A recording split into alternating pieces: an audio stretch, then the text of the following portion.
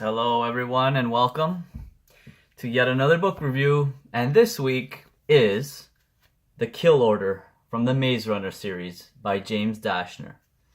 This is the fourth book of the series. However, it is a prequel.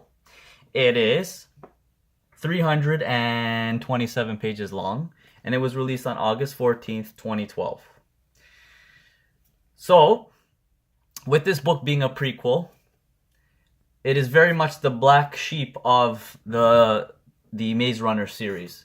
There is another prequel book after this, and I will review it, but it ties into the main story a lot more. This follows characters that are not seen, save one character, except for one character, but that's a bit of a spoiler, so I won't say much on that. But this follows characters that are not seen in the Maze Runner at all. The main character is Mark, and he's usually with a man named Alec. Mark's girlfriend is Trina, and Alec, we assume it's his girlfriend or wife or whatever, is Lana. So, in this being a prequel, I'll give it this, first of all. It's a very interesting way that James Dashner has provided a story of what happened before the Maze Runner. So, in order to understand this, there will be a little bit of spoilers. The Maze Runner occurred, that entire series occurred because in the future, our future, the sun emitted solar flares and ravaged the Earth a little bit. Burned the center portion of the Earth, causing a lot of chaos and destruction. And also limiting resources and things like that. So, this book, the present time in this book, takes place 2 years, I believe, after the solar flares first hit. However, you're provided through Mark's dreams, his memories as to where he was and his experience when he first, when the solar flares first hit the Earth and what it was like. So that's one part. You get kind of like a Godfather 2 kind of scenario where you get present time and flashbacks, but in Godfather 2 was two different characters. Side note. So Mark is 2 years after the solar flares, and sometimes you'll get a bit of hints as to what happened during the solar flares. Then, the main storyline is him and this group of people basically trying to survive. They had just found a settlement far away from the main source of the flares, the solar flares. And they're, I guess, trying to adjust to making life normal again. And then what happens? They all get attacked by mysterious flying vehicles that are firing darts at people. And that's enough on that. I won't spoil more than that if I can. Now here's the thing.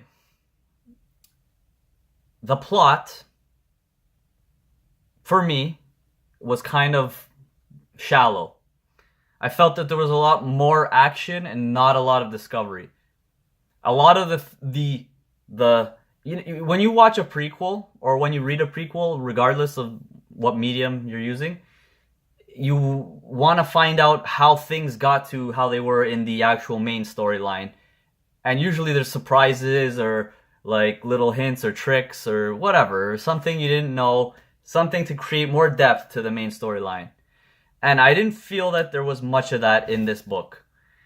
I felt it was very much more focused on the action. There was a bit of this storyline tying into things later. However, I felt like, that's what I felt reading this book. I was compelled to read it because I was hoping for something to happen, something more to happen, and I was hoping for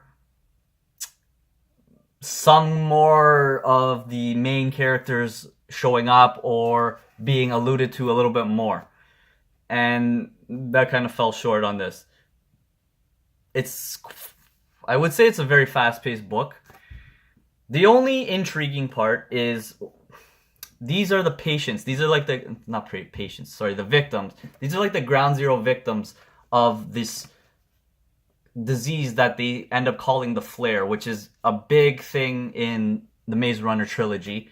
And this is how, I guess, Ground Zero, or whatever, Patient Zero started and how it happened, and the big conspiracy behind it, which I felt was, if I'm not mistaken, already revealed in The Death Cure, the previous book. So I felt like nothing new was really revealed in that aspect.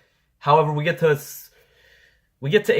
not experience, but see how this virus took hold over the human race and how it evolved and mutated and etc. So that was kind of interesting. But I will say, as I'm reading this, spoiler alert, even though I said I'm not going to spoil anything, this is not I feel like this is pretty obvious.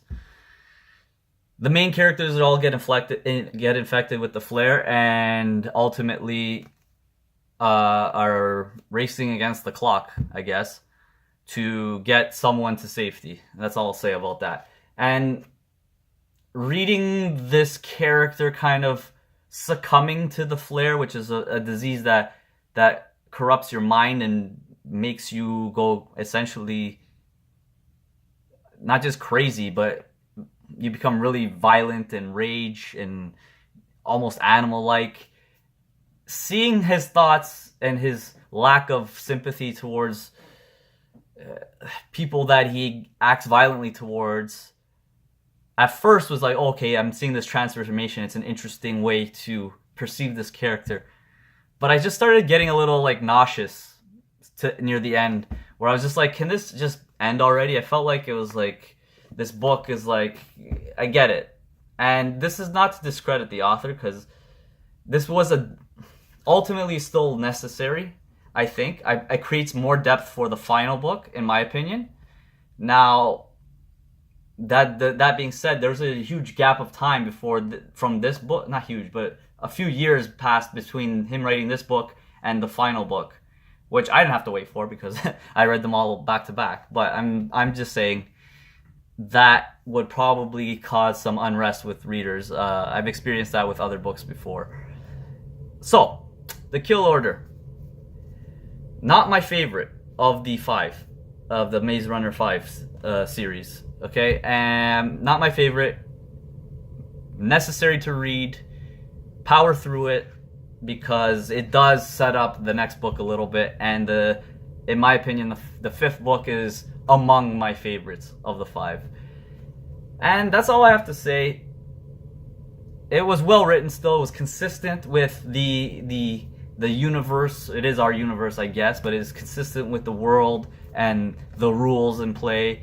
And we get to see a little bit of how characters were before this Maze Runner and all these things happened.